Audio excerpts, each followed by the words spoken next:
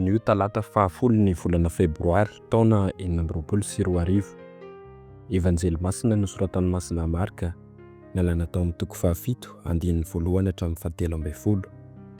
Ny didin'Andriamanitra afoinareo fa ny fanaon'ny olona kosa tananareo.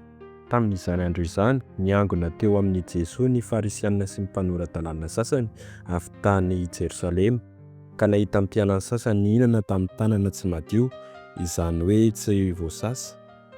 Fa ny Farisianina sy ny jody rehetra dia tsy mihinana raha tsy efa voasasa tsara aloha ny tanany, fa ny tanan'ny fanaon-drazana izy, ary raha avy any an-kianja izy dia tsy mihinan-kanina raha tsy efa nisasa.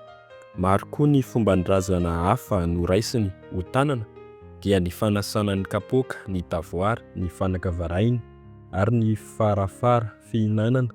Ka dia nanontany azy ny Farisianina mba mpanora-dalàna nanao hoe nahoana ny mpianatra no tsy mitandrina ny fanaon-drazana fa mihinana amin'ny tanana tsy misasa? Ary hoy ny navaly azy ireo, marina tokoa ny naminanian'i izay anareo mpiatsara velatsia, araka ny voasoratra hoe ity firenena ity manaja ahy amin'ny molony fa manalavitra ahy ny fony. Koa foana ny ivavahan'ireo amiko satria didin'olombelona no ataon'ny fampianarana. Ny didin'Andriamanitra afoinareo fa ny fanaon'ny olona kosa tananareo toy ny manasa tavoara sy kapoaka, ary manaraka fomba maro toy izany koa ianareo. Dia hoy izy taminy, marina fa nofohananareo tokoa ny didin'Andriamanitra mba hitandremanareo ny fomban-drazanareo. Fa hoy Moizy, manajany ny rainao sy ny reninao, ary koa izay hanozona ny rainy na ny reniny dia ho eloina ho faty.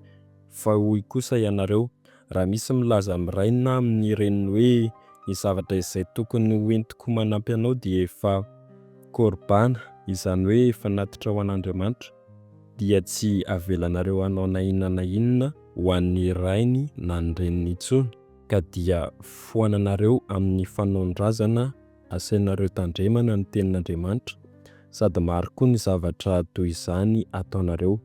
Izany ary ny tenin'ny Tompo, derany eo anao ry Kristy.